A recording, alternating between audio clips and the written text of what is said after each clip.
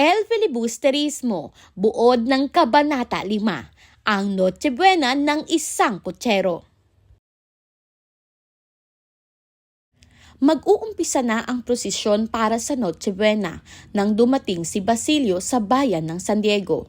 Sakay siya ng isang karitela, abala ang buong bayan sa paghahanda para sa kapistahan. Nahinto ang kanilang paglalakbay nang harangin ng mga gwardiya sibil ang karitela. Nakalimutan ng kutsero ang kanyang sedula. Dahil dito, agad siyang pinarusahan ng mga gwardiya sibil. Nauna sa pila ng prosesyon ang imahe ni Matusalem. Sumunod ang 3 haring mago na dikit-dikit sa hanay. Nangunguna si Haring Melchor na maitim at tila nanunulak sa daan. Ayon sa kutsero, kung may mga gwardiya noon, marahil ay marami nang nasaktan sa gulong iyon. Tinanong ng kutsero si Basilio kung napigtas na raw ang tanikala ni Bernardo Carpio. Ayon sa alamat, naglalagot ang tanikala ng kanang paa nito tuwing lilipas ang 100 taon. Tahimik na nakinig si Basilio habang nagpapatuloy ang usapan. Sumunod sa prosesyon ang mga batang may dalang ilaw at parol. Dumaan ang imahe ni San Jose at ang mga babaeng may puting takip sa ulo. Natuwa ang kutsero nang siya at ang kanyang kabayo ay mawisikan ng bendita. Nasa hulihan ng prosesyon ang mahal na birhen na binihisan na tila nagdadalang tao. Makikita sa kanyang mukha ang kalungkutan at pagiging kimi. Sa unahan ay ang mga mang-aawit, sa hulihan naman ay ang mga musikero at mga gwardiya sibil.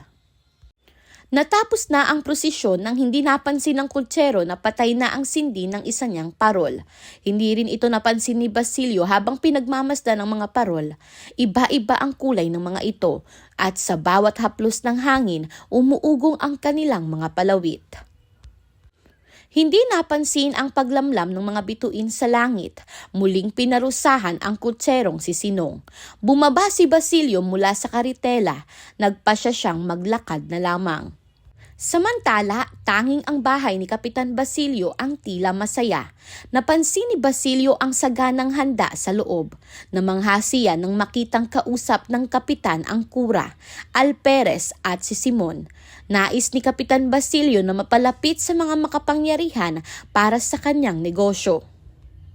Nasabi na lamang ni Basilio sa sarili na kakaiba si Simon. Saan man ito magpunta ay laging may kalakal. Sa Pilipinas, maaaring magnegosyo ang kahit sino, ngunit tila hindi ito bukas para sa mga Pilipino. Sumunod na nagtungo si Basilio sa tahanan ni Kapitan Tiago. Siya ay binati ng katiwalang nakatira roon. Ibinalita ng katiwala ang mga nangyari sa San Diego. Binanggit ang mga namatay na baka at mga katulong na nakulong. Binanggit din ang pagkamatay ng mga matatandang tanod. Hindi rin niya nakalimutang ibalita ang pagkakadakip kay Cabezang Tales. Napanganga si Basilio sa kanyang narinig. Siya ay napaisip.